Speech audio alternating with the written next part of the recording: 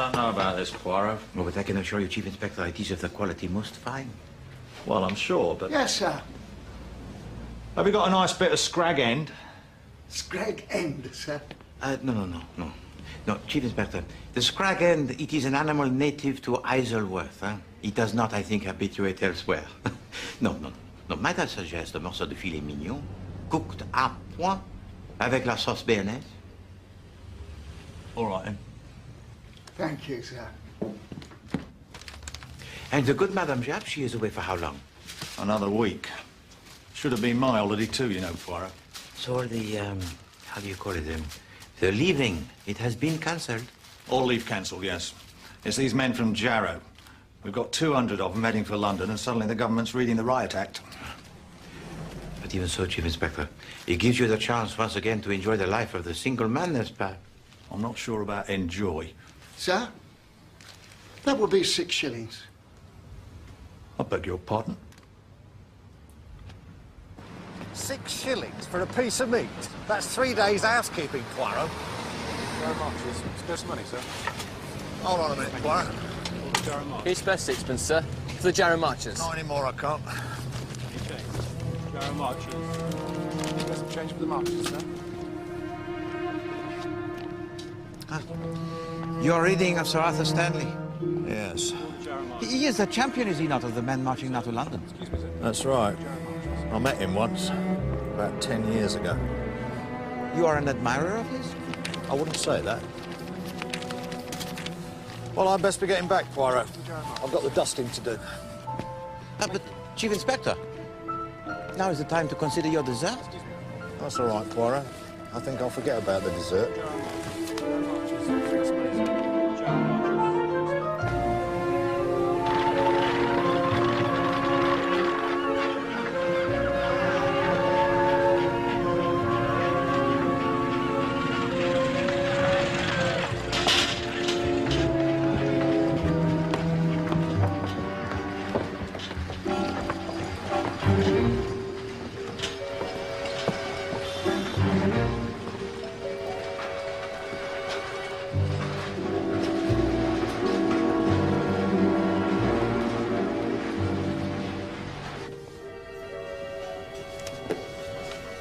American? That's right. Sally Finch. On holiday?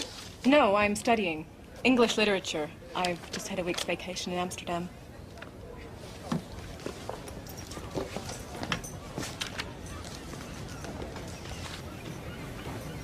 It is me, Leonard Bateson. Thank you.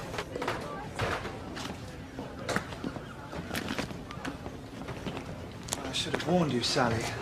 They don't like young people, students or foreigners. Are you two traveling together? Yes. Well, let's have a look inside there.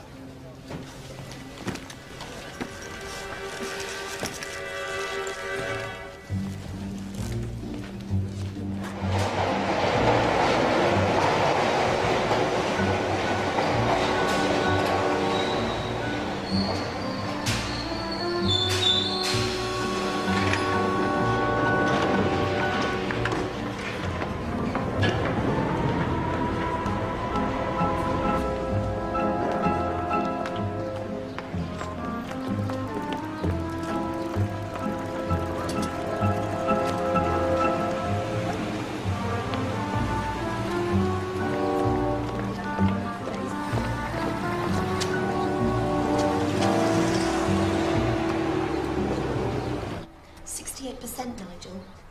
That's the number of jobless in Jarrow. Where is Jarrow? Oh, but that's just the point. That's why they're marching here. Ah, welcome back, the weary travellers. How was Amsterdam, Sally? Oh, it was wonderful. It was just the journey back. It was hell. Do you know, they nearly arrested me for smuggling. Smuggling what? 100 cigarettes. Well, maybe that's why the police are coming here then. The police? They're not coming here, are they? Guilty conscience, Celia? What do they want? I don't know. Ma Hubbard told me just now. They're investigating something. Maybe it's something to do with all these thefts. It's about time. They wouldn't call the police for that, would they? I don't know. Anyway, I have to make a call. I'll see you. You seem to have rattled our American friend, Patricia. Maybe she's the one with a guilty conscience. There's only the constable this evening. It's about some poor man shot in Soho. The police think he was a foreigner. Maybe a student. And that's why they're checking here. Yes, they're visiting all the student hostels. As if we don't have problems enough. It's still happening, then? Yes. I mean, a stethoscope, cigarette lighter, bracelet, box of boracic powder. The list goes on and on. You know, I could have a word with Mr. Poirot. Oh, no. Don't be silly, Felicity, dear. No, it's our problem. We'll deal with it. Ah, there you are. Good afternoon, Mrs. Nicolettis. I don't believe you've met my sister. Sister, no. It's you I must speak with, Mrs. Hubbard. These bills. I was just about to leave. Oh, please, Mrs. Nicolettis, can't this wait? All right. You can stay. We can talk tomorrow or the day after, but soon, before I ruin... That was Mrs. Nicolettis. She owns the hostel. Nicolettis. That's a Greek name, isn't it? Yes. I suppose that explains it.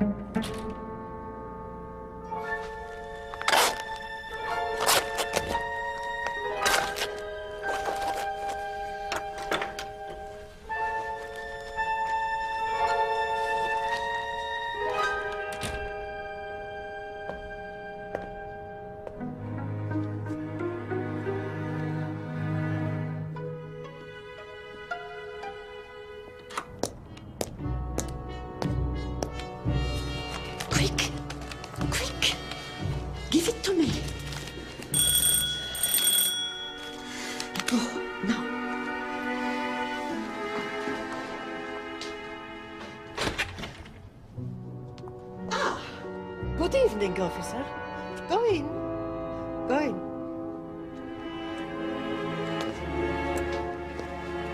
Ah, good evening, officer. Do come through. The students are waiting for you if you'd care to come this way.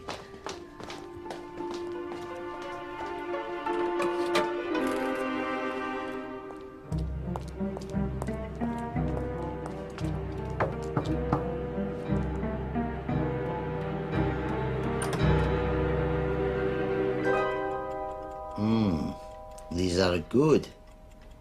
The best yet.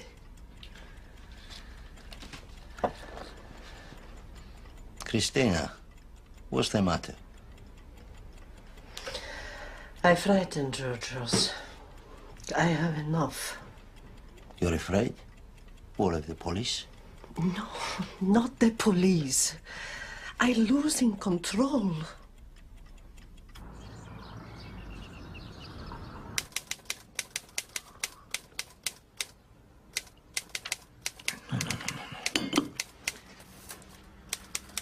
Non, c'est impossible.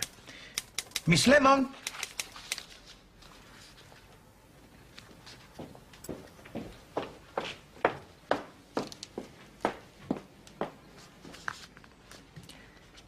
Miss Lemon, there are 3 mistakes in this letter.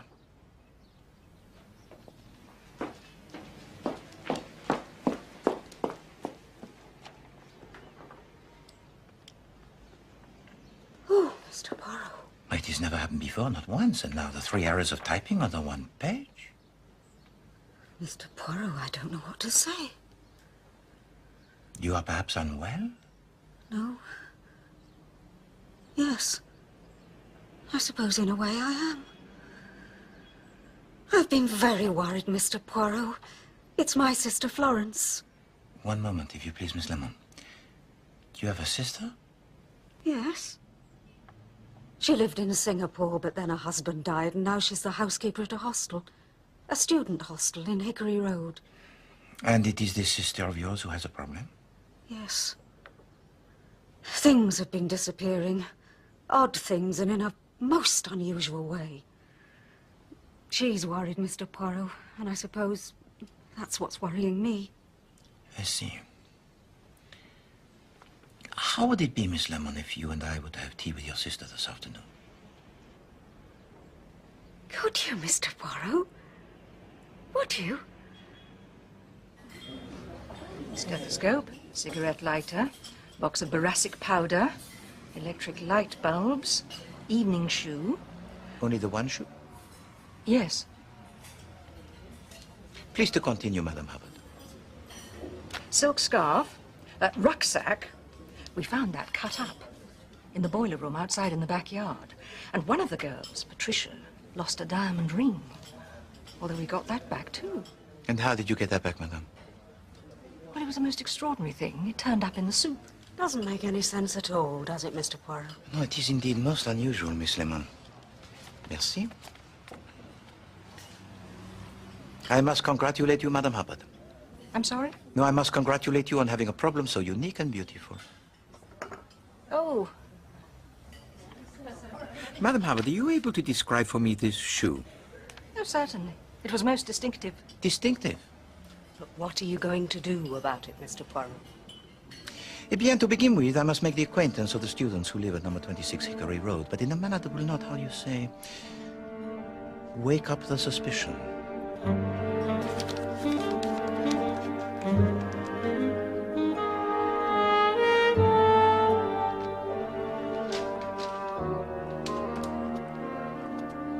Mrs. Hubbard, who is this man, Hercule Poirot? Mr. Poirot, Mrs. Nicolettis. He's a famous private detective. A private detective? Here, in my hostel? Well, the students will be very interested. You don't have any objection, do you? No. Why should I object to Mr. Poirot? You'll be able to come, won't you, Patricia? Oh, yes. I'll be here. No. You don't understand, Celia. Look, I could murder someone if I wanted to, but only if there was no motive. How can I understand when you don't explain it to me, Colin? But I have explained it. Have you heard about this great detective we've got coming to see us? Yes, Val, I saw Ma Hubbard just now. Certainly got Colin going, I'm afraid. I'm just saying murderers get caught because they have a motive. Take away the motive and they are invisible. That's a horrible thought.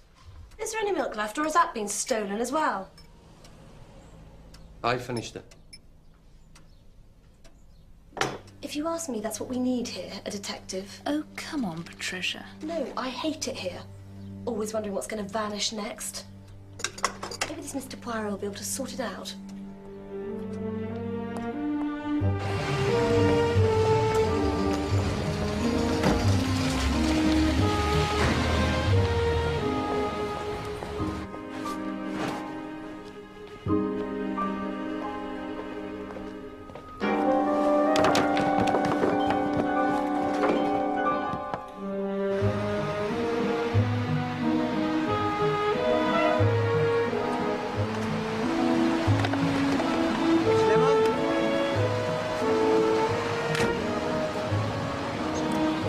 Merci.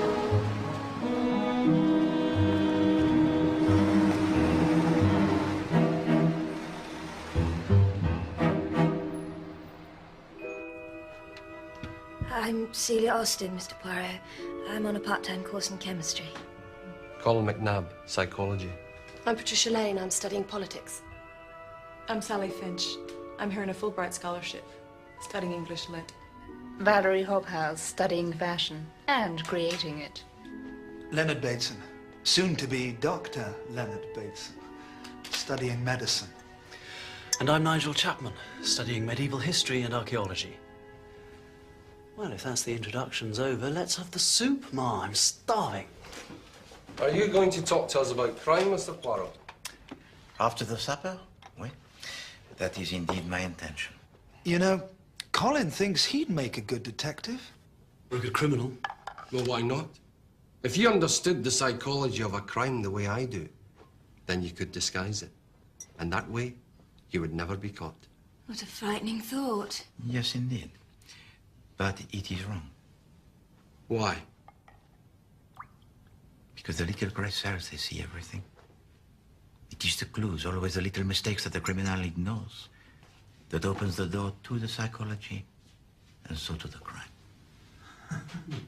I still think Colin's right. You enjoy your dinner, Mr. Poirot. We'll have time for making speeches later.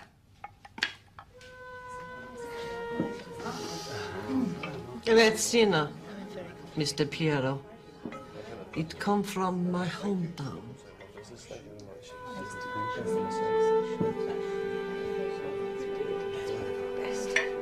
You see, always the prevention is better than the cure. And so we try to prevent the murders before they are committed. Thank you.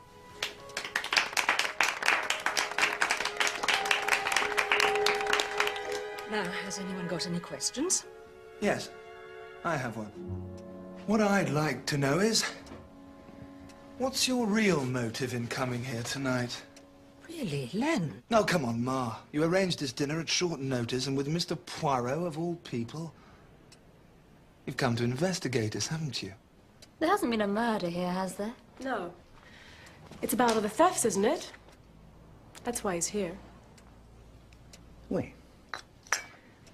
That is indeed why I am here, mademoiselle. Well, I'll be. Well, it's either Mr. Poirot or the police. We have to do something. Yes, but what can you do? Move in and spy on us? No. But I can begin with the return of something to its owner. S'il vous plaît, Miss Lemon.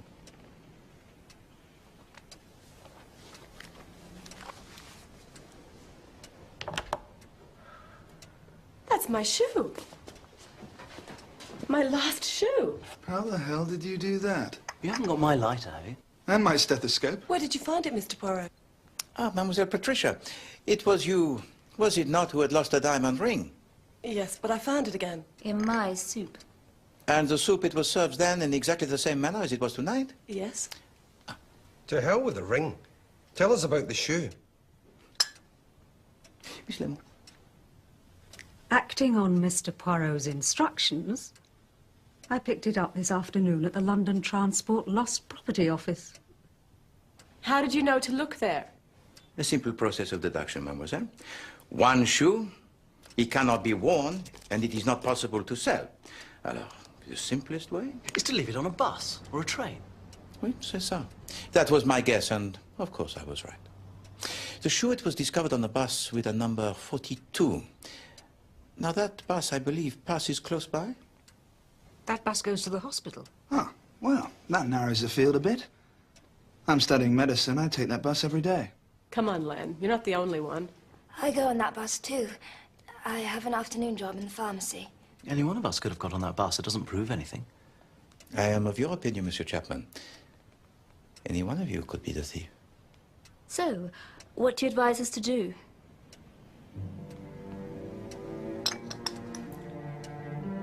There is something here at Hickory Road that I do not like. It causes me to fear.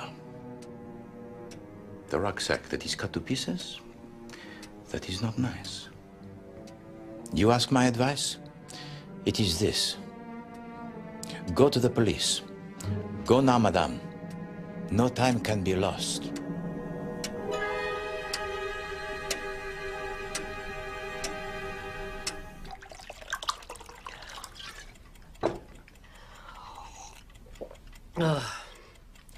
No more diamonds.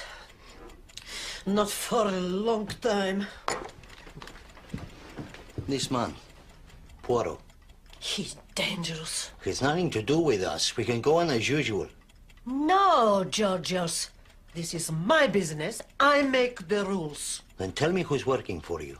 Who are you afraid of? No, it's better you not know. Better for you.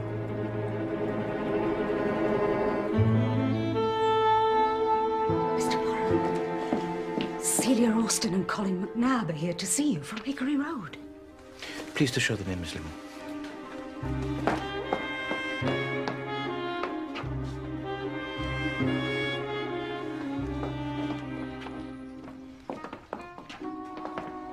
Mr. Poirot, I had to see you after what you said last night. Mademoiselle Celia, Monsieur McNabb, asseyez-vous, s'il vous plaît.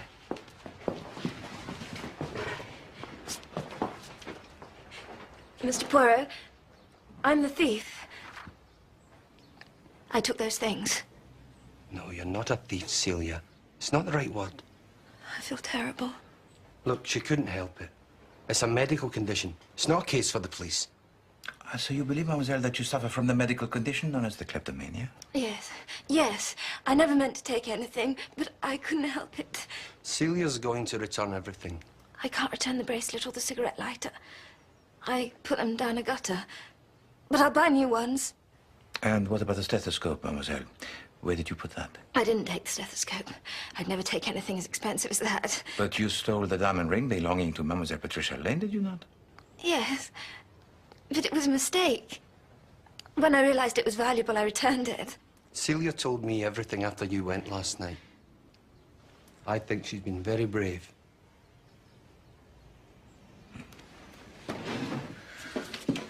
Mademoiselle, for which of these thefts were you not responsible?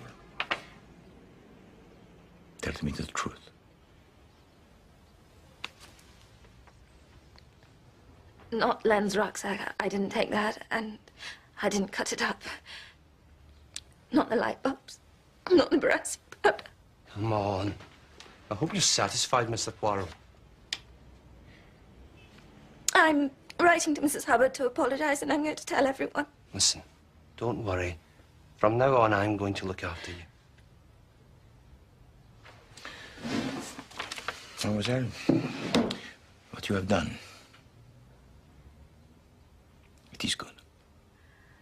No more talk of the police, then? As far as you are concerned, mademoiselle, no. Thank you, Mr. Poirot. Just talking to you, I feel better already. Mademoiselle, Monsieur McNabb, au revoir. Come on, Celia.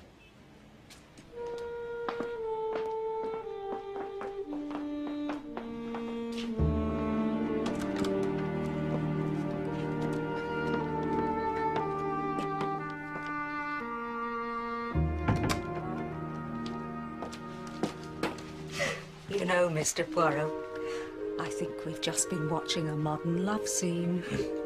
Eh bien, Miss Lemon, nowadays it is the maladjusted lives and the complexes that bring together the young people. Well, Florence will be glad it's all over. All over, Miss Lemon? No. It is now that I fear that it may begin.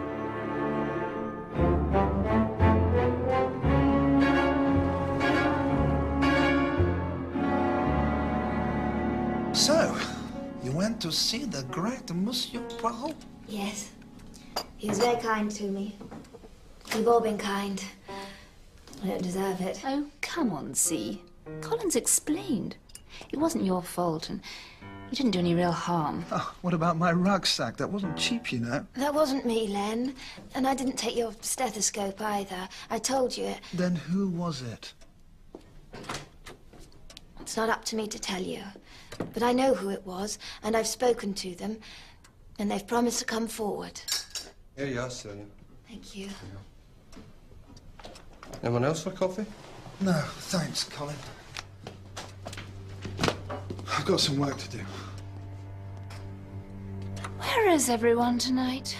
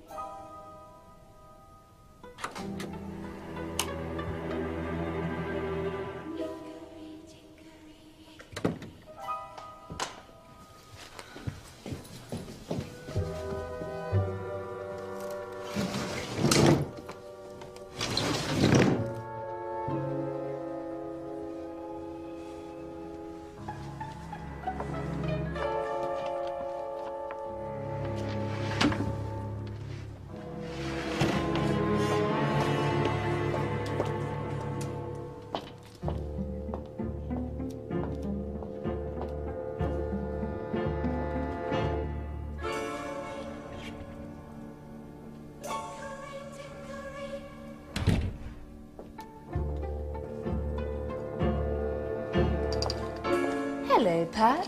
Where are you sneaking in from? I wasn't sneaking. I was at the cinema.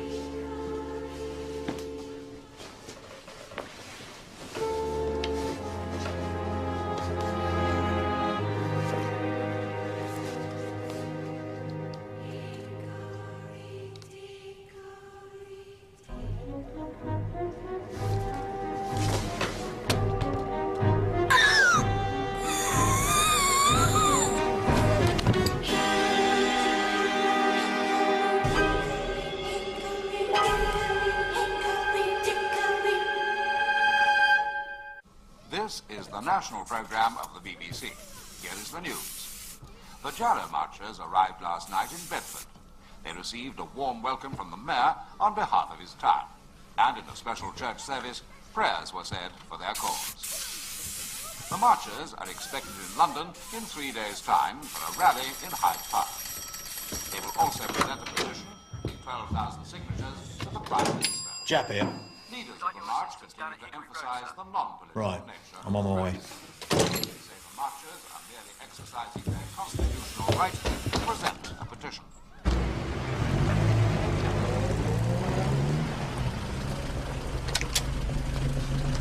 What, you here, Poirot? Yes, Chief Inspector. I came as soon as I heard. Have you been unwell, Chief Inspector? What?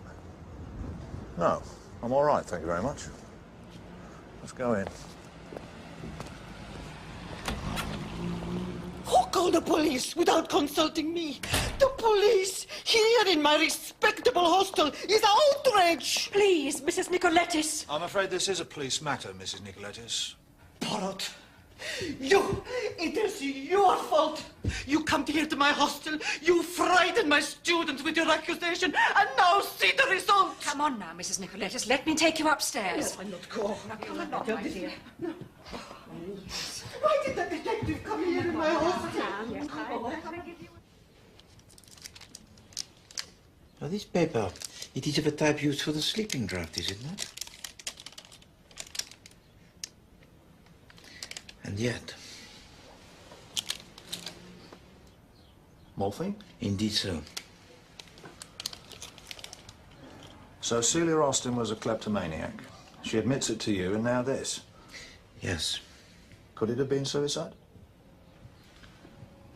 The sleeping draft exchanged for the poison, no letter of regret? No, I think not, Chief Inspector. But who would want to kill her? And why? Poirot? See here, Chief Inspector, there is a fire escape.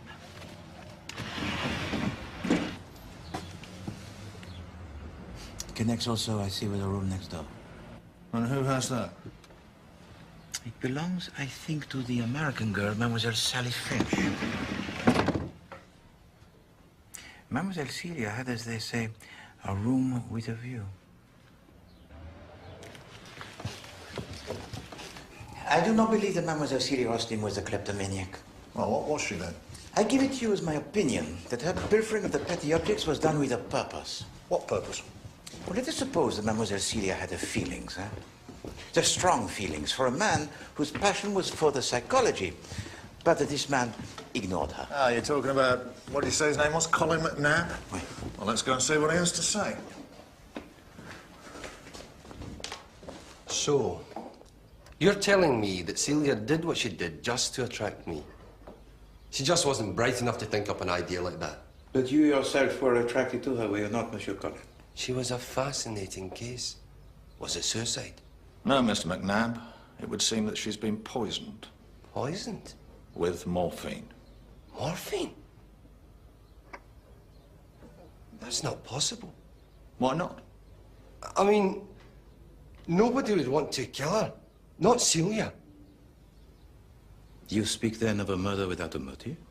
Well, I don't know. Monsieur Colin, you were with Mademoiselle Celia on the evening of her death? Yes. Did she say anything then which you might now recall in view of what has occurred? Well, there was one thing. It was to do with the thefts. She said she knew who had taken Len's rucksack. I don't suppose she gave you a name? No. She said she had spoken to someone, but... Oh, come on, for heaven's sake. Colin, my God, so it's true. I only just heard. Who are you? Nigel Chapman, I live here. You're a student? Yes. How did it happen? They're saying she was poisoned, Nigel. With morphine. Poison? I don't think it's worked out quite as you expected, has it, Mr. P? Do you have any idea who might have wanted to kill Miss Austin? No. You sure it wasn't suicide? Monsieur Nigel, who was here at the hostel last night? Oh, we all were, I think. Except Patricia. She must have come in late. I think someone got into her room and put it in a sleeping draught. In her room? Last night? There is something you wish to tell us, Monsieur Nigel? Well, yes. Look, I don't want to be a snitch. This is a murder investigation, Mr. Chapman. Yes.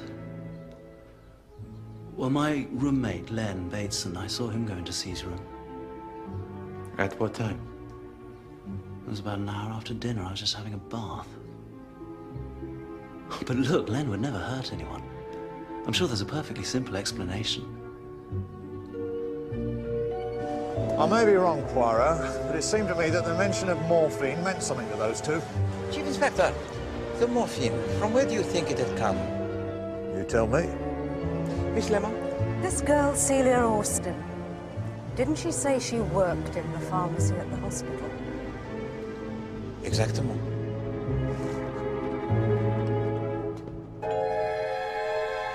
You're quite right. I don't understand it. We are missing a bottle of morphine tartrate. When might it have been taken? It's impossible to say. It's not a drug we use very often. It could have been taken any time within the last 3 months, since our last stock taking. But entry to the pharmacy, it is, of course, restricted.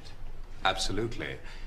There was Celia, 2 other women dispensers, myself, of course. And the doctors? Some doctors use the pharmacy as a shortcut. But I know them. Could Celia Austin have taken the morphine herself? I suppose so. But Celia was very scrupulous. It would have been very unlike her. How about friends? Did anyone ever visit her? There was one chap who used to come and see her, as a matter of fact. But he was no outsider. He was a medical student working here. And what was his name, sir? Bateson. Leonard Bateson.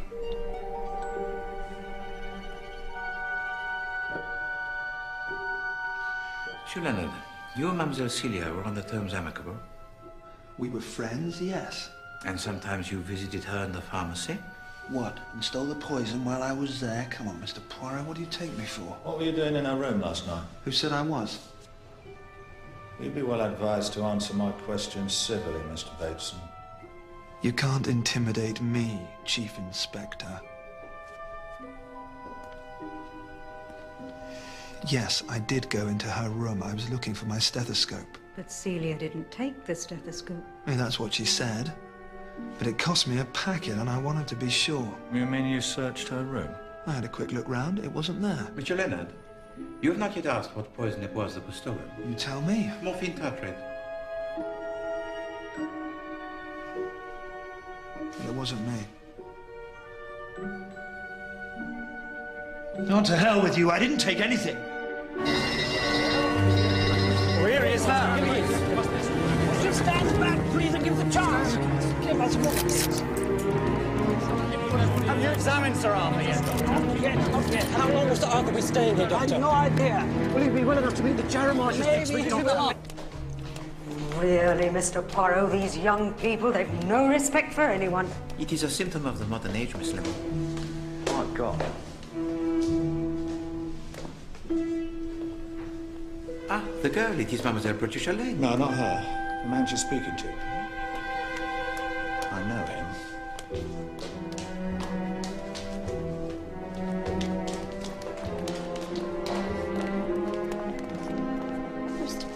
Mademoiselle Patricia. Miss Lane, that man you were just speaking to. He's a friend of Sir Arthur Stanley's. Well, you must have heard. He's just been admitted here. You know Sir Arthur? No, but I'm studying politics. Sir Arthur Stanley's always been something of a hero of mine. He's changed British politics. Why do you ask? No reason. Mademoiselle, you have heard, of course, about the death of Mademoiselle Celia Austin. Yes. I've just come from Hickory Road. Mrs. Hubbard told me. It's ghastly. Tell me, Mademoiselle, you were not present at the hostel last night? No, I'd been out. I came back late. So you didn't see anything that might help us? Well, there was one thing. I don't know if it means anything, but as I got back, I noticed somebody coming out of the window onto the fire escape. The fire escape? I don't want to get anyone into trouble. Miss Lane? I know. It was Sally. Sally Finch. I've often thought there was something strange about her. And it was her. I'm sure. Do you know where we could find her?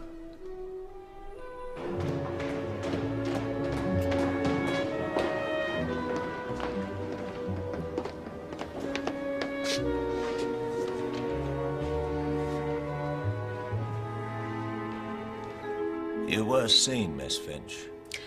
Well, I don't know who told you that, but it's complete nonsense. I was in my room all night. But your room does open out onto the fire escape. What of it? I didn't go anywhere. Mademoiselle, shh.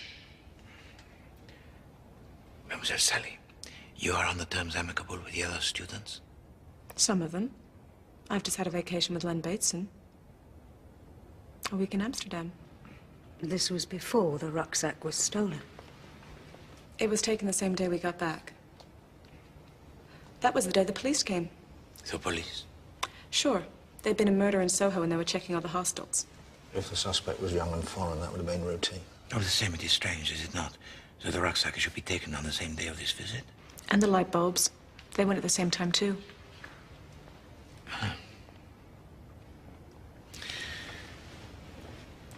Mademoiselle Sally, you are here, I understand, on a Fulbright scholarship.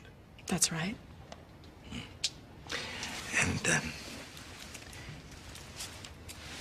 you are studying, I see, John Keats? Yes. He's my speciality. Let me see. And like a dying lady, lean and pale, who totters forth, wrapped in a gauzy veil. You know your Keats.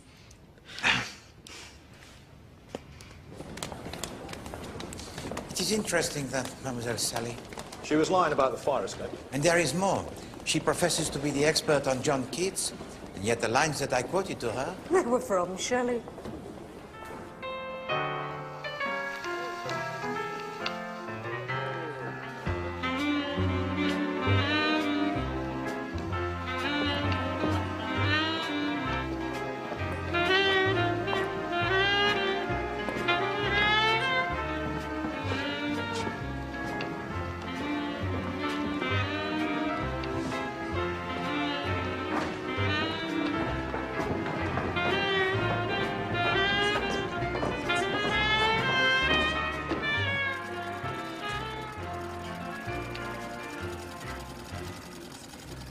Poor Celia. She wasn't that bright or anything, but I liked her. You were close? We were friends, but we're all friends at Hickory Road. Tell me, Mademoiselle Valerie, what is it that you do here in the fashion house? At Sabrina Fair. I'm working with them for a year as part of my course, Fashion and Design. Ah, but then you assist in the...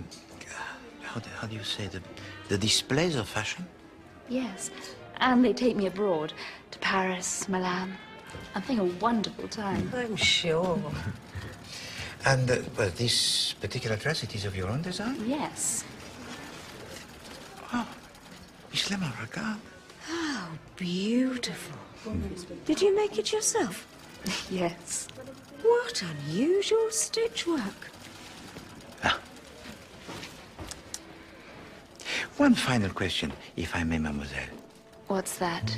Would it be of significance if I were to tell you that the cause of death of Mademoiselle Celia Austin was poisoning by morphine? No. Not at all. Au revoir. Right, well, I best be getting home. No, Chief Inspector. Tell me, the good Madame Japp, she's still not returned? No. I thought as much. I also. Eh bien, I have la bonne idée. How would it be, Chief Inspector, if you and I were to have dinner together this evening? Well, I have to say, Poirot, I could do with a good square meal. Mind you, it's a bit of a step back all the way to Isleworth, Mr. Poirot. À vrai dire. Alors, the simplest way is to have the Chief Inspector stay with me until the good Madame Japp, she returns. What? Stay with you? I can make up the spare bed. Oh, that's very decent of you, Poirot. You accept? Yes, with pleasure.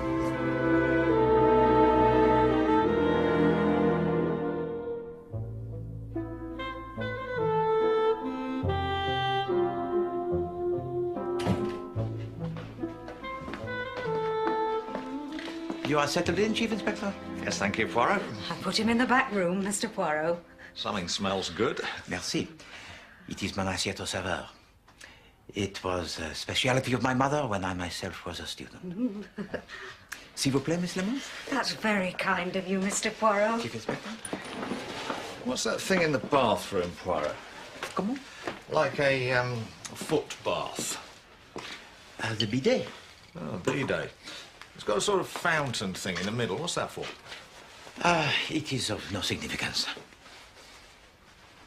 Nearly got a squirt in the eye when I turned it on. It is best not to tamper with it, Chief Inspector. It is broken. I will get the food. Must say, I'm looking forward to this, Miss Lemon. You look like a man in need of his dinner, Chief Inspector. That thing in the bathroom, though. It is best not to bother Miss Lemon with the deficiencies of our plumbing, Chief Inspector. Et maintenant, mon assiette au saveur. Voilà.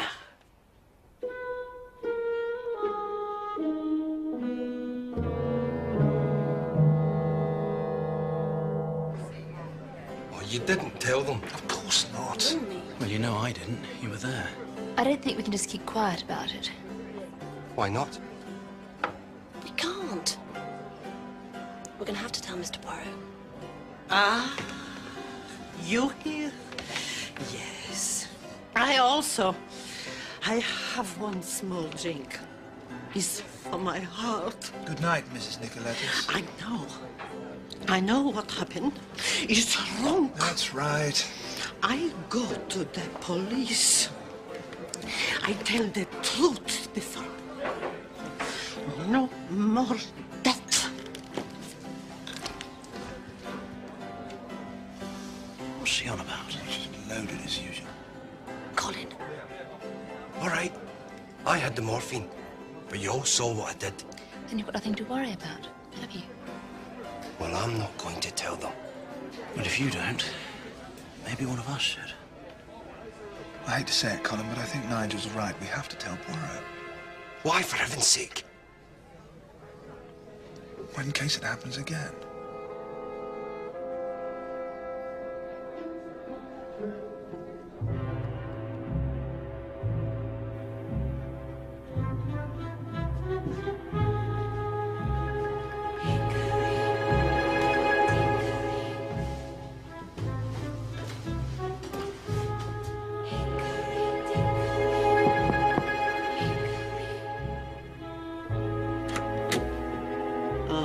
Monsieur, come in.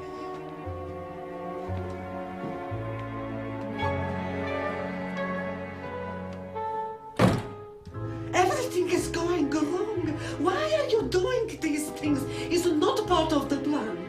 Why you do these things? That girl, Celia, you're finished. I will tell.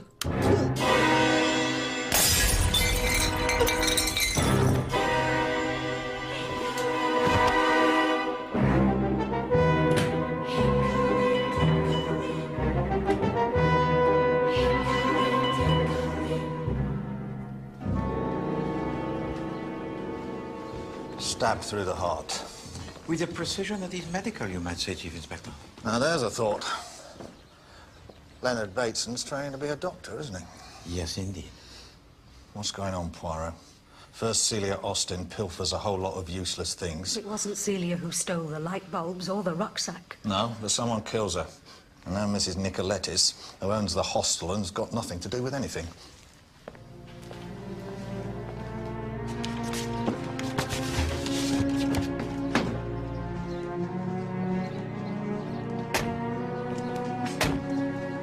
There is something here at Hickory Road, something behind these two deaths that we do not see.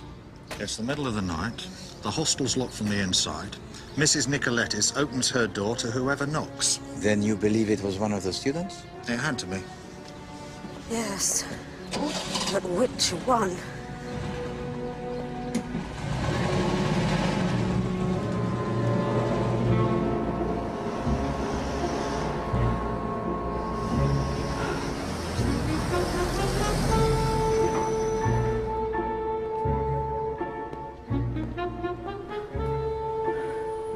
You've heard? Yes, of course. The others now? No, most of them had left before she was found. Look, I can't do this anymore. I've had enough. Sally, we can't stop now. Not now of all times. Someone's going to find out, and I Don't worry. Nobody knows. What about this detective, Poirot? Don't worry about Poirot. I'll deal with him. You'd better. I promise. I will.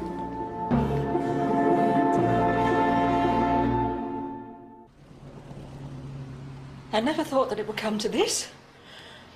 First Celia, and then... Oh, it's like a world gone mad, Mr. Poirot. Come on, Florence. Mr. Poirot will sort it out, you'll see. What can you tell us about your employer, Mrs. Hubbard? Not a great deal. She was a very solitary person. I rather think... Well, I know it's a wicked thing to say, but I think she may have been a secret drinker. After all the bottles we found in her room, there's no secret about it. And you told me, I think, that she had other interests. Yes, 1 or 2 student clubs and a shop just across the road. Which shop is that? It sells luggage. A lot of our students buy rucksacks there. Rucksacks? Oh, yes, of course. The rucksack belonging to Monsieur Leonard Bateson. The one that was cut up. Yes. On the day that the police came to Hickory Road. Sir. Excuse me.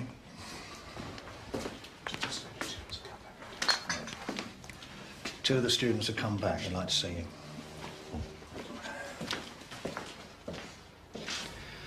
I feel like a rat coming to you. We all agreed. S'il vous plaît, Monsieur Leonard. Proceed, Monsieur Nigel. Well, it's like this. About 6 weeks ago, we were talking about crime and murder. Who were? I'm sorry. We all were. Len, Pat, Celia, me, the whole hostel. Colin had come up with this theory about how anyone could get away with murder. And now this has happened. Yes, he spoke also of this to me. At the dinner, you remember? Yes, well, we were ragging him about it, and then somebody asked him how he would go about killing someone. And Colin said poison. Poison? Yes. I said it would be impossible to get hold of a lethal poison, but Colin disagreed. And that was when we made the bet. What bet? Colin said he could produce enough poison to kill someone, and he could do it in a week. You mean he stole some poison? It was morphine tartrate. He produced it a week later. None of us believed him at first. It was just white powder. I had a look at it. It was what he said it was. And this poison, what happened to it after the bet? It was one. Well, Colin kept it for a few days, but we were all so nervous about it. In the end, he flushed it in the toilet. Did you actually see him do this? Yes. He did it in front of us. Now, let me get this straight. Colin McNabb stole a vial of morphine tartrate just to prove a point. Yes. I'm sure it's not as bad as it seems. Personally, I don't see how it could be worse. I was just proving a point, that's all. Tell me, Monsieur Collins, the poison, from where had it come? Isn't it obvious? From the pharmacy at the hospital. Celia Austin gave it to you? No, I took it myself. It was easy. I'd been to the hospital, and I seen how busy it was. And I knew I just had to wait for the right moment. Yes, but I did date it. All it took was a white coat and a stethoscope. That's human psychology for you. To anyone who looked, I was just another doctor passing through. And the stethoscope, from where had that come? I pinched it, if you must know. It was Len Bateson's. Ah. So that also was not the work of Mademoiselle Celia Austin?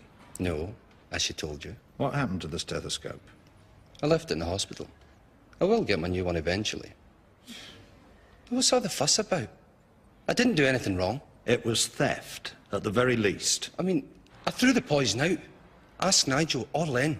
They were both there. But you kept it, did you not, for at least 1 week? Yes. And everyone in the hostel knew that it was in your possession? Yes, but... Oh, wait a minute. You think somebody might have taken it and swapped it with something else? Oui, with a boracic powder, which was harmless. That was one of the items that was also stolen. And I threw away boracic powder? Who had access to your room, Mr. McNabb? Anyone. I don't keep it locked. Well, look, I was just proving a point, Chief Inspector. I didn't mean any harm.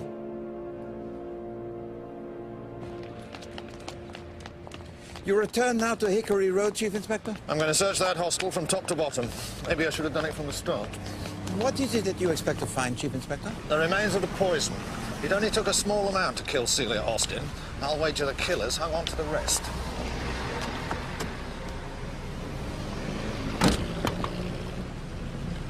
That interview with Monsieur Colin McNabb, it explains at last why the boracic powder and the stethoscope, they were both stolen.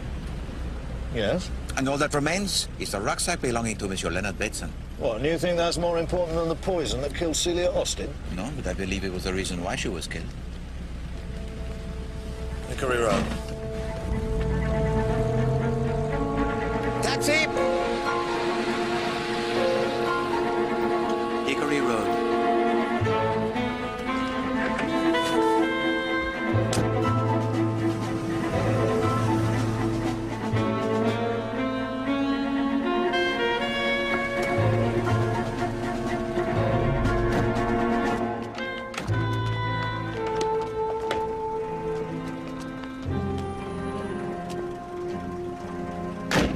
Please to wait for me.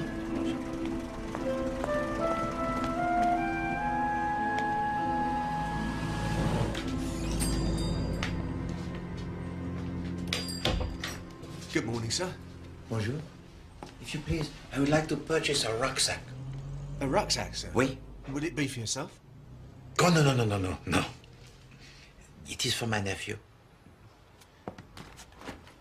This is the deluxe model. The Imperial, sir. It's very sturdy, but light. C'est vrai. And this model of rucksack, it is your most popular? No, sir. Our most popular model would have to be this one. It's good and stout, and it'll stand a lot of wear, and it's half the price of the Imperial. Eh bien. This is the one I will choose. I'll just get my assistant to wrap it for you. Mr. Casterman.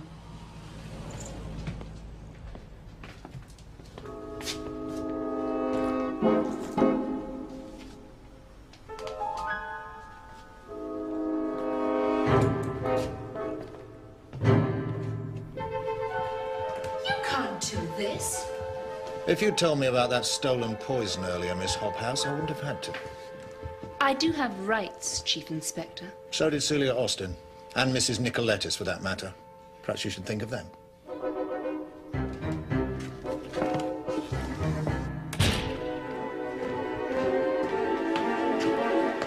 Val, what's going on? It's the police. They're searching the whole place. They can't. They've just finished in my room. Now they're in yours.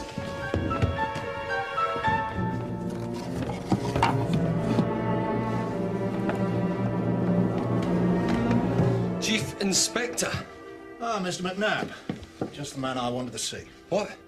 Why? That poison of yours, the morphine tartrate. You said you threw it away. I did. Then how do you explain this? What is it?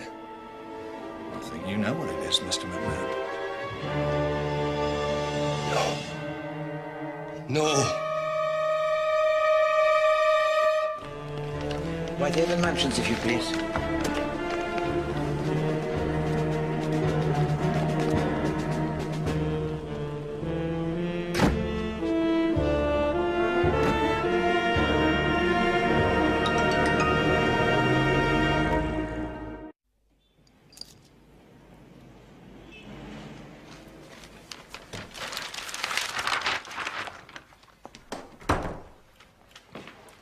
Bonjour, Chief Inspector. How did you sleep? I didn't. But with Monsieur Colin McNabb arrested for the crimes, you should have slept to perfection. Actually, Poirot, it's the central heating. But it was on to the full extent, mon ami. Exactly. You have seen the headlines? The Jarrow Marchers, yeah. He says that Sir Arthur Stanley is too ill to meet with them.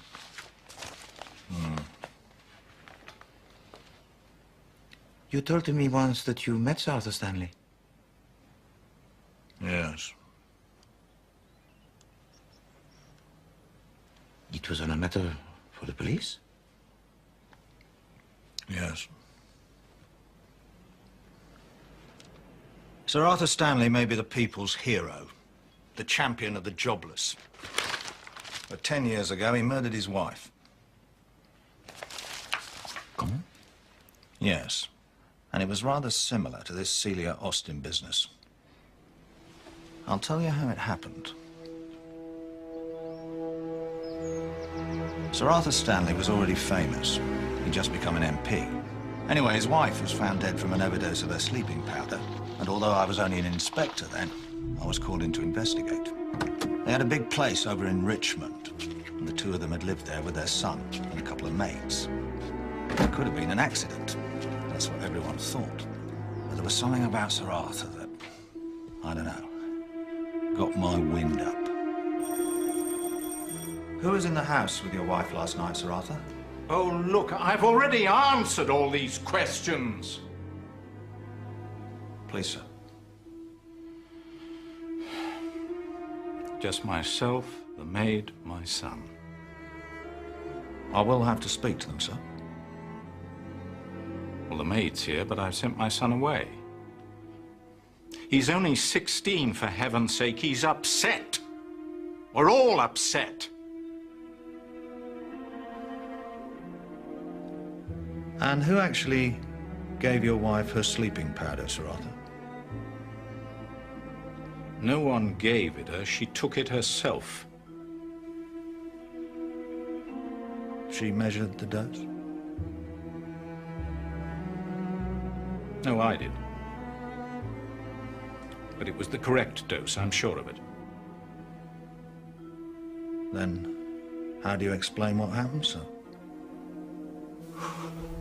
Well, it's simple. She took the first dose, but she took it too early. And then she forgot she'd taken it, and she took another one. So, it was an accident. I've never heard such a feeble story in all my life. He was hiding something, that was for sure. But I wasn't going to be given the chance to find out what. Just what do you think you're doing, chap? This is Sir Arthur Stanley we're talking about. You don't investigate a man like that unless you've got a damn good reason, and as far as I can see, you haven't got any reason at all. Sir Arthur Stanley had some pretty powerful friends high up in the Labour Party and in the police. I was pulled off the case. It was an accident, and that was to be the end of it. But I knew I was right, so I went back to the house one last time. I still don't know what I expected to find, but I'll tell you this, Poirot. I struck gold. He was talking with his solicitor, a man called Endicott. I had to do it. I had no choice. Yes. But can you live with it? God help me, I don't know. I don't know. Endicott, promise me you'll never tell. I saw it with my own eyes. Yes. The two of them in it together. And it was this Monsieur Endicott that you saw at the hospital yesterday? Yes. That's one face I'll never forget. What do you think was in the letter that passed between them? I don't know. Some means of protecting himself, maybe. But as sure as eggs is eggs, Sir Arthur killed his wife. But what would have been the motive for Sir Arthur to have committed this murder? Money. Lady Stanley was a rich woman in her own right. And he got everything. Endicott knew that, of course. And what did you do? There's nothing I could do. I wasn't meant to be there. I couldn't prove what I'd seen and heard. I was off the case. You realise I could get the push for this? Len, it's important to me. Oh, yes, I know, I know. You and Sir Arthur Stanley. Anyone would think you were related or something. I've read everything he's ever written. His whole life's work. I have to meet him. Just once. I can give you 5 minutes, Pat, that's all. Thanks, Len. He's gonna die, isn't he? He's very sick.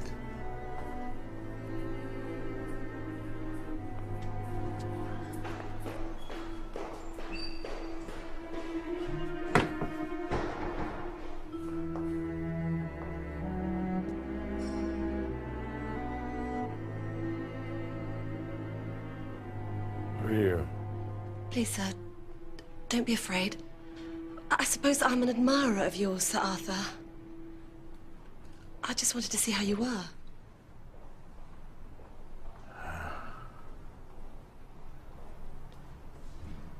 You've done so much for this country.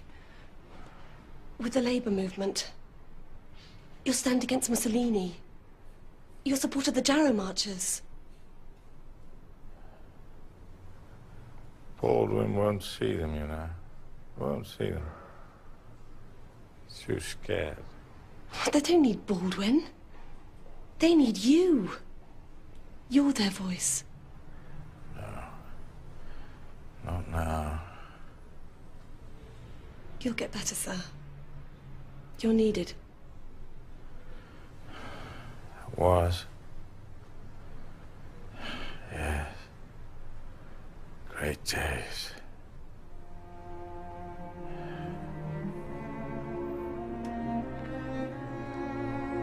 Behind me now.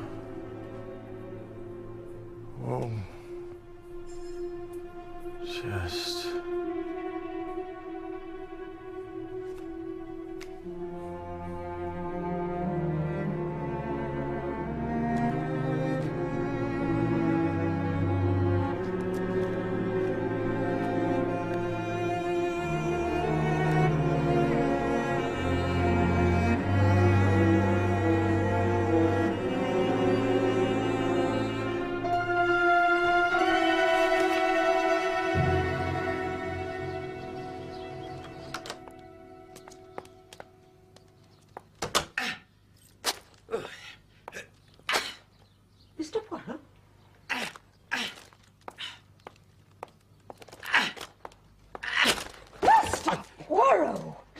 Pardon, Miss Lemon.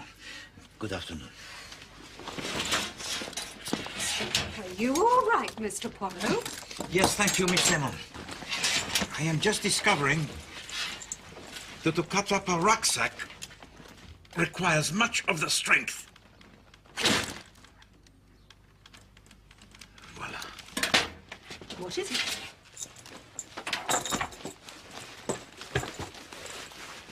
The stitchwork, Miss Lemon. You've cut right through it. Mm-hmm. And between the base and the inner lining, what is it that you see? I don't see anything at all. Uh-huh. Précisément. That is exactly the point. Merci. I thought I might make dinner for you and the Chief Inspector this evening, Mr. Poirot. Merci beaucoup. The Chief Inspector, he has an appetite that is most healthy, n'est-ce pas? That's what I thought, Mr. Poirot. Merci. 7:30 as usual. I shall return within the hour.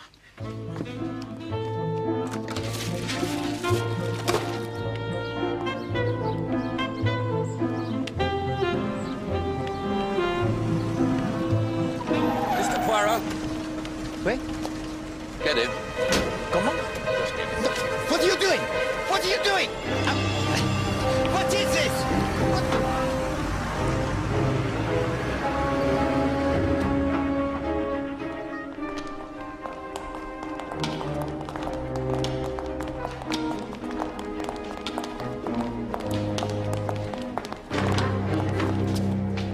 Come in, Mr. Poirot.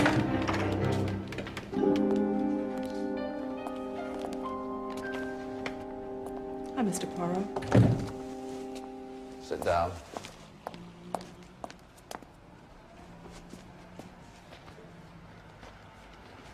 My name is John Casterman. Sorry for the way you were brought here. By assaulting me in the open street? You were about to ruin 6 months undercover investigation. Besides putting the life of one of my agents at risk. Mademoiselle Sally? Yes. There was no danger of that, monsieur. I was well aware that Mademoiselle Sally was not what she claimed to be. How? You should have studied perhaps more your Keats. Keats? Tell me, Monsieur Casterman, this work of yours, it involves investigating the smuggling, n'est-ce pas? Yes. Diamonds. From Amsterdam and Paris. We know who's buying them, but we don't know who's bringing them in, and that's our first priority. And it was for this reason that you were working in the shop with the rucksacks in Hickory Road? Yes, to keep an eye on the students intending to travel. We think it's the students who are bringing them in. The trouble is we don't know who they are. I would suggest that that is something of which they themselves are not aware. I don't understand. There is something strange about the rucksacks that come to Hickory Road. One, they are too cheap. Also, I myself cut to pieces one of these rucksacks, and I will tell you exactly what I found. What? There is hidden, beneath the lining, a compartment which is secret, into which any amount of diamonds may be placed without the owner having any knowledge of the fact.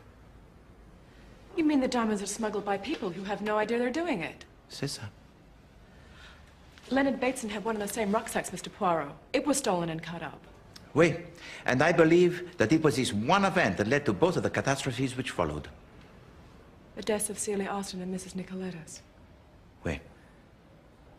Mr. Poirot, there is something you should know about Mrs. Nicoletas.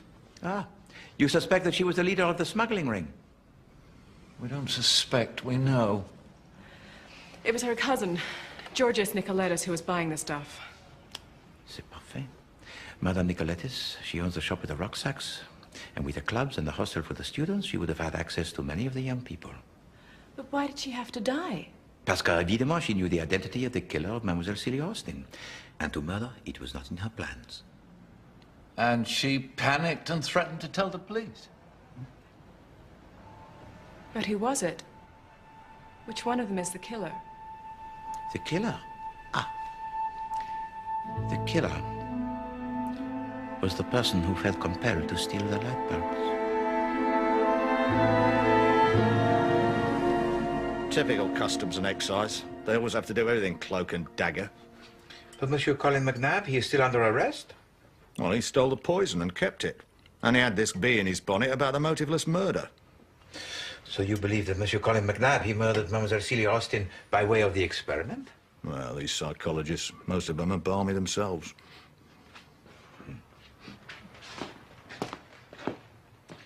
Your health, Chief Inspector. I don't suppose you've got a nice glass of beer, have you, Poirot? No.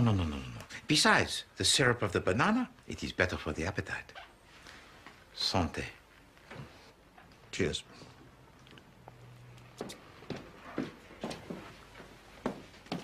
Are you hungry, Chief Inspector? You can say that again, Miss Lemon. I've been looking forward to a healthy meal all day. And I've taken you at your word. What's this? Fillet of sole, poached in milk, with boiled vegetables. You can't get much healthier than that. Sole, Miss Lemon. Lemon sole. Who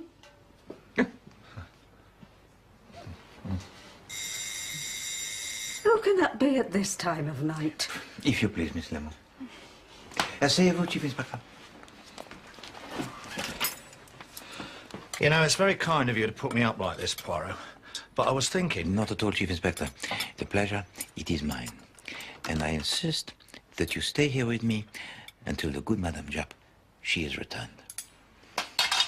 Oh, right.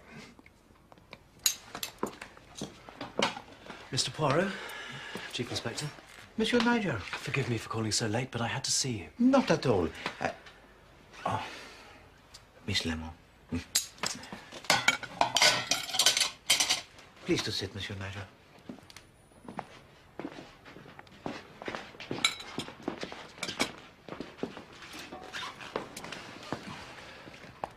Mr. Poirot, you've arrested the wrong man. It was not I who arrested Monsieur Colin McNabb. What makes you say that, Mr. Chapman? It's not me. I've just been talking to Pat, Patricia Lane, and she knows who put the poison back into Colin's room. She's saying he's been framed? Yes, and she knows who by.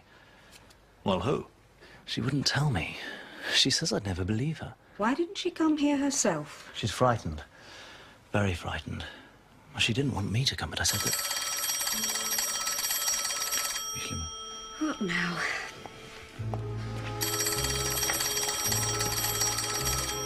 I told Pat she had to tell you what she knew, if only for Colin's sake. But she still wouldn't budge, so I came myself. It's Patricia Lane, for you. Maybe she's changed her mind. Hello, Pat? Why are you doing this, Nigel? I told you I'd come here, Pat. If there's something you know, you've got to tell them, don't you see? You could be in danger yourself. The Chief Inspector's here. Why don't you talk to him, Pat? All right. Chief Inspector.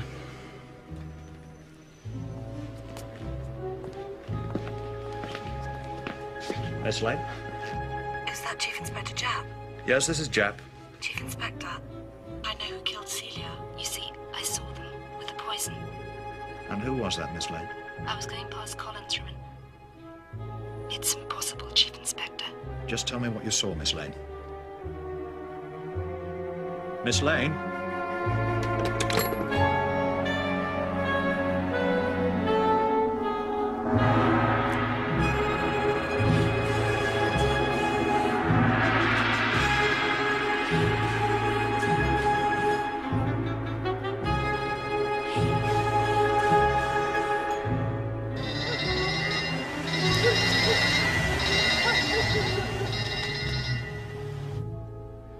Why didn't she come with me?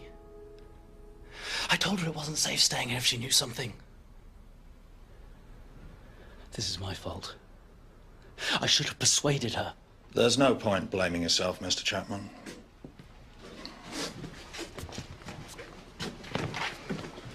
She wouldn't tell Nigel Chapman what she knew, but maybe she'd tell somebody else. Sir. The murder weapon? Yes. A paperweight in a sock. Simple but effective. Yes, indeed.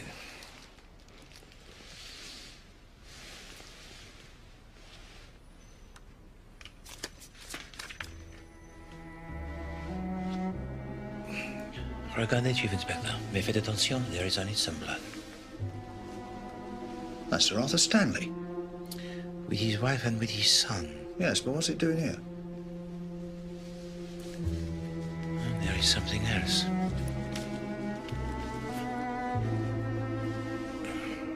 There is trapped in the fingernail a hair. A red hair. Leonard Bateson. Yes, I was here. No, I didn't hear anything. Who else was in the hostel, Mr. Bateson? I don't know. Ma Hubbard was upstairs, I think, and Valerie was somewhere around. Tell me, Monsieur Leonard, when was the last time you saw Mademoiselle Patricia? Funnily enough, it was this morning. She was at the hospital. Do you know why? Yes, she was trying to see Sir Arthur Stanley. Stanley? Were you able to assist her? Yes. I sneaked her in for 5 minutes. She'd always admired him, and she just wanted to see him, that's all. Chief Inspector, without doubt it was from Sir Arthur Stanley that came the photograph. Wait a minute, Poirot. You're not saying that all this has got something to do with Stanley, are you? But it was you who said the same thing. The death of Lady Stanley, the murder of Mademoiselle Celia Austin, there were the similarities, no? Don't tell me then. Is he on your list of suspects? Sir Arthur Stanley? He can't be. Oh, of course. There's no way he would have heard. Sir Arthur Stanley... he passed away this afternoon.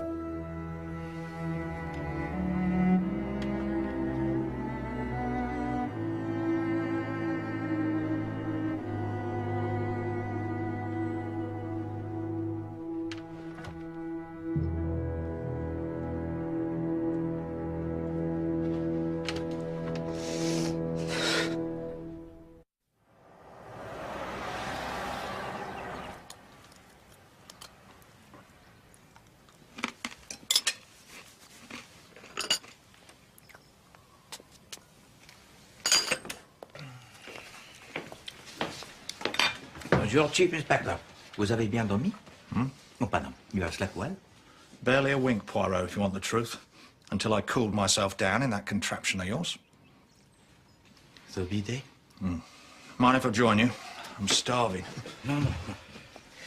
You hunger, I think, for the truth, Chief Inspector. But concern yourself not. The little grey cells, they also did not sleep. The case, it is solved. Is it? Oui. You must release at once Monsieur Colin McNabb. He's the only one who couldn't have killed Patricia Lane. He was in prison. Well, what about Nigel Chapman? He was with us. You will forgive me, Chief Inspector, but your tie, it has on it a spot of grease. Well, it's the only one I've got. I could lend you one of Mr. Poirot's. Mr. No, I can manage. Bon. Haven't got any bacon and eggs, have you, Poirot? No. No, at this hour of the morning? No. There is no time for the egg and the bacon. It is time now to close in the net.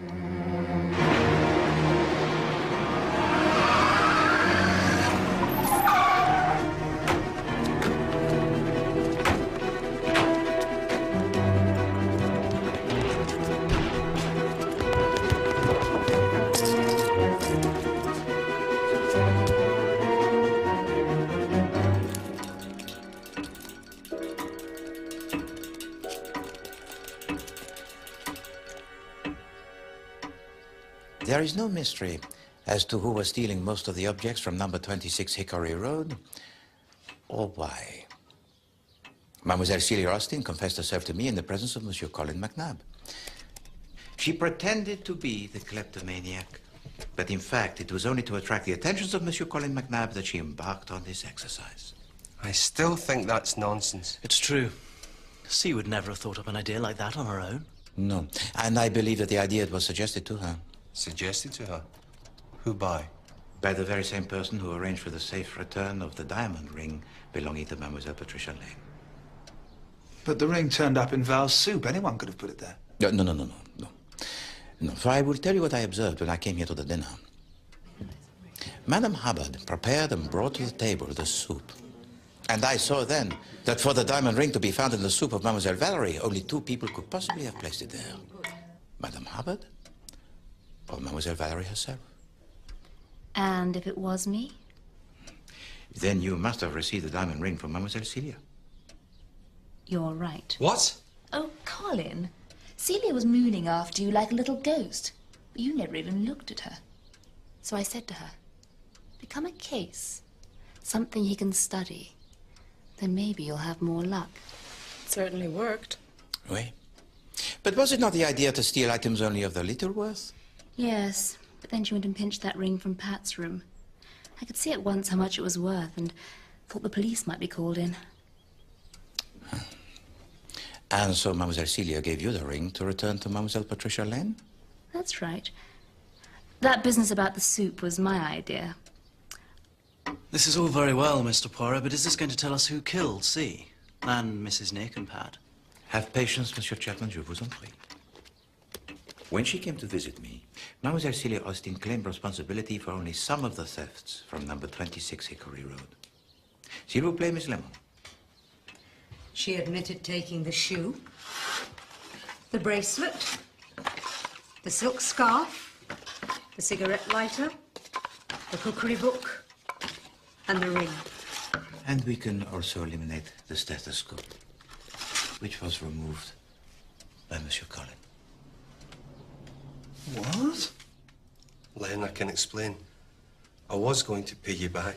He used it most ingeniously when he took from the pharmacy also the poison. That just leaves 3. Wait. The last 3. And at this point, I would like to introduce you to Monsieur Casterman, who for many months has been investigating this hostel. Investigating us? But why? I've been in charge of an investigation into a smuggling ring, ma'am. And I had a strong belief that the late Mrs. Nicoletis was a part of it. Mrs. Nick? Oh, you must be making a mistake. I don't think so.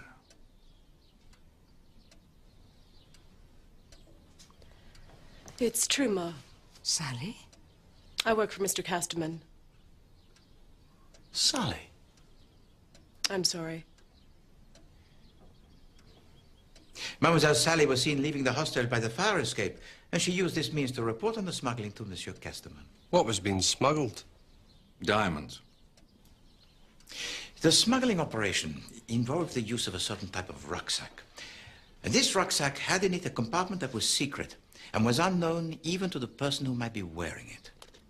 And it was this rucksack which set off the events which led to the death of Mademoiselle Celia Austin. For on this day, a new assignment of diamonds had arrived from Amsterdam in a rucksack belonging to Monsieur Leonard Bateson. Perhaps the policeman he is coming to Hickory Road to investigate, using the death in Soho as an excuse to make a visit.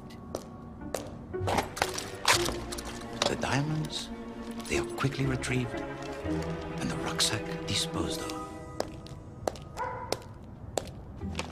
But our smuggler had also a fear. It is essential not to be seen. So instead, simplicity.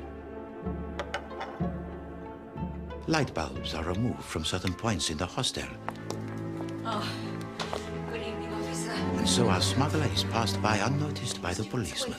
If you would care to come this way.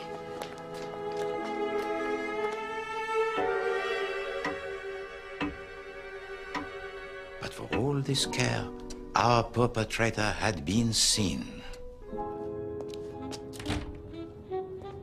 Mademoiselle Celia Austin had a room which overlooked the boiler room in which the rucksack was found. She had seen everything. And I assume that she believed that the person she saw was also responsible for the other thefts. That's right. The night she died, she told us. She said she was sure they'd come forward. And so you see, mesdames et messieurs, that Mademoiselle Celia Austin was killed because she had to be silenced. And the easiest way to ensure that silence was for the killer to take advantage of the morphine that had been stolen from the hospital by Monsieur Colin McNabb.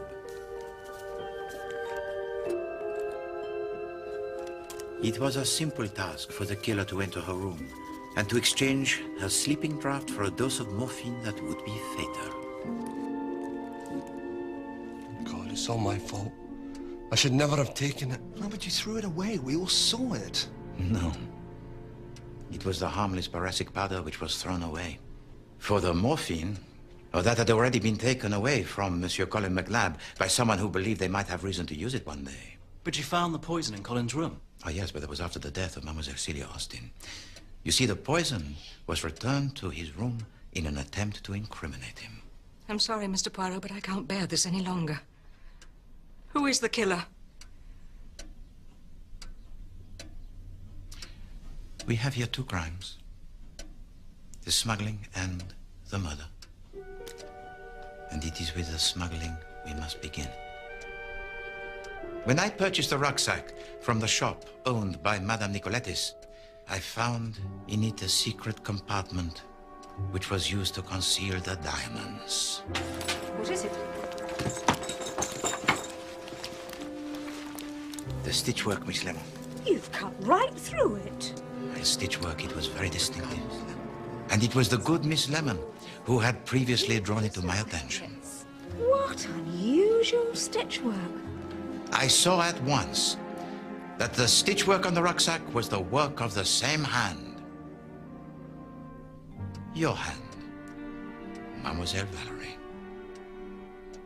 Your work in the fashion house allows you to travel abroad most frequently, n'est-ce pas? You also displayed a certain knowledge of diamonds which I found most revealing. For example, you knew at once the value of the diamond ring belonging to Mademoiselle Patricia Lane. No, it's all wrong.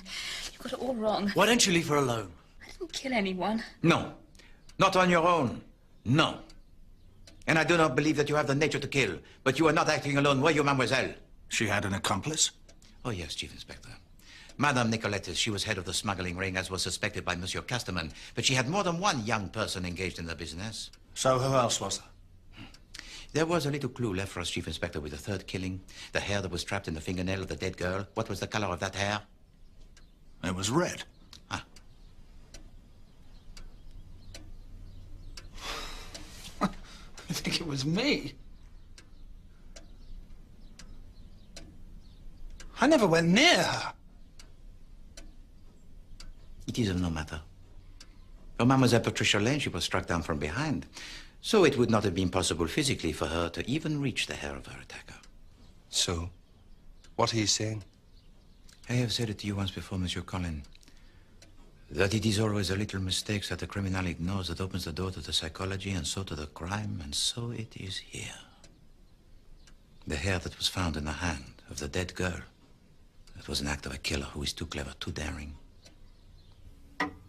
And this killer has spent most of his life hiding a secret he will do anything to conceal. And this secret drives him to acts even more daring, even more dangerous. But he cannot stop. No, not even at murder. Yes, but who, Poirot? Who are you talking about? I am talking about the young man in this photograph, Chief Inspector. What photograph? The photograph that I took from the body of Mademoiselle Patricia Lane yesterday. And the reason why she had to die.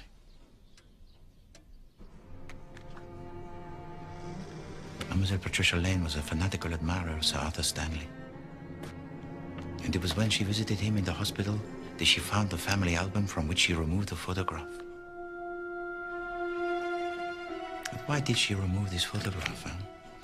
Because she saw, to her amazement, the son of Sir Arthur Stanley, who was living at number 26 Hickory Road under a name that was assumed. What name? Who is he?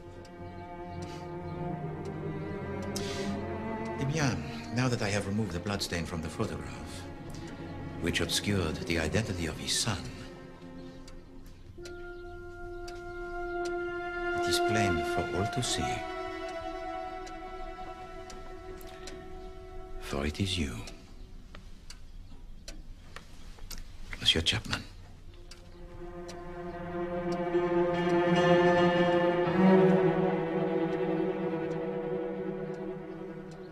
Do you deny that your true name is Nigel Stanley? Come on, Mr. Poirot. It's not a crime to change your name, you know. No, Monsieur Stanley, that was not your crime. Besides, you've got it all wrong, or have you forgotten? I was with you when Pat was killed. No. When you were with me, Mademoiselle Patricia Lane, she was already dead. You come to us with a story that to me is a concoction of the most obvious. You mentioned the name Patricia 3 times to convince us that it is her with whom you speak. Hello, Pat? Why are you doing this, Nigel? I told you I'd come here, Pat. The Chief Inspector's here. Why don't you talk to him, Pat? All right. Chief Inspector. But it is not with Mademoiselle Patricia Lane. For la pauvre Mademoiselle lies dead upon the floor in her room. Yes, this is Jack. Chief Inspector, I think I know who killed Celia. But it is easy, is it not, to imitate her voice? You see, I saw them. With the poison. So who is it at the other end of the line? I was going past Colin's room and... It's impossible, Chief Inspector.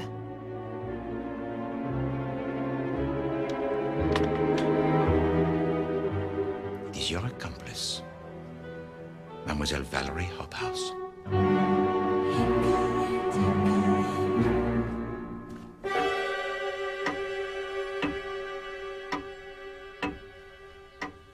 I never wanted any part in it.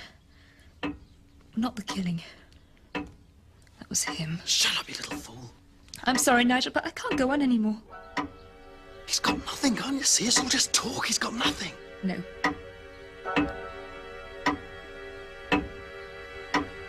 I want to tell you everything, Mr. Poirot. I want to make a statement.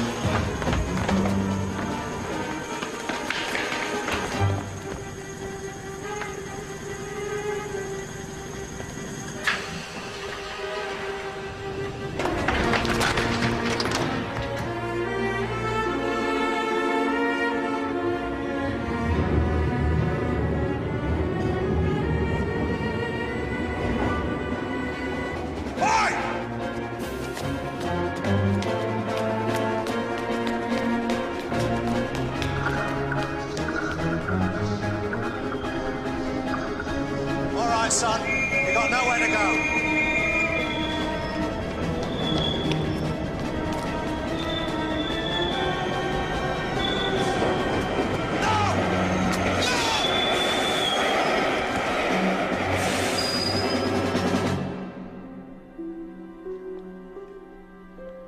We gather together on this sad day to bury a man whose tragic death has foreshortened a life that promised so much to those who believed in him.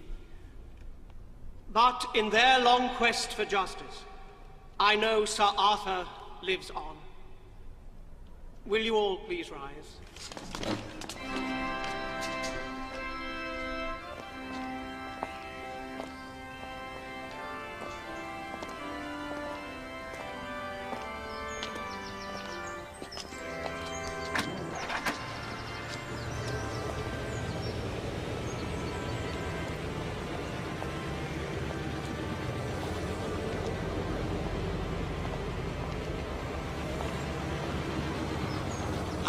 Monsieur Endicott. Mr. Poirot. You have reflected on what I've said? Yes. And I have no objection to your having this, Chief Inspector. What is it? It is a confession, is it not? That's right. The confession of that man, Nigel Stanley, to the murder of his mother, Lady Stanley, by poison. Merci, monsieur. He killed his mother? Don't look so shocked, Ma. But why? I stole money from her. Not once, quite a few times. Eventually, she threatened to call the police, and when she caught me again, well, I had to stop her. She really was going to turn me in. And your father knew it was you? He made me write a confession. And if my name ever appeared in connection with any crime, no matter how trivial, that confession would be delivered to the police. And that was why it was so important to keep your identity unknown.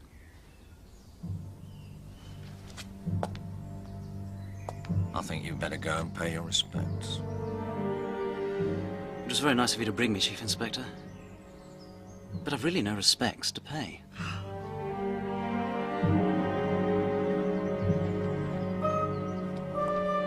It is most kind of you to invite me here, Chief Inspector. After staying with you for a whole week, Poirot, the least I could do is offer you a spot of lunch, wean you away from that. Well, let you taste some proper English cooking. And the good Madame Japp, it is today that she returns? Yes, about 3 o'clock. There. Now that is what I call food. That's your mashed potato. This is your peas. Right. Mushy peas, we call them. You'll love them. And this, the pièce de résistance, faggots. Faggots? Faggots. And there's spotted dick for afters. Dick? Yes. It's called that because...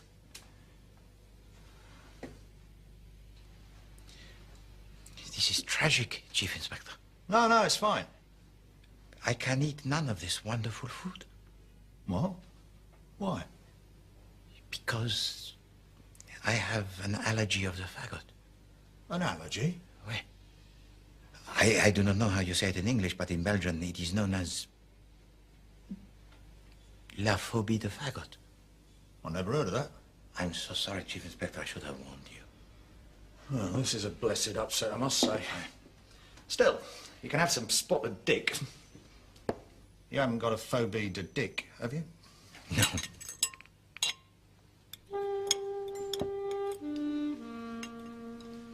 Some cheese.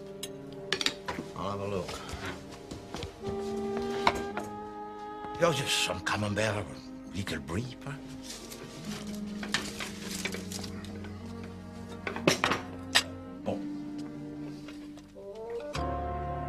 Nothing like a nice bit of mousetrap.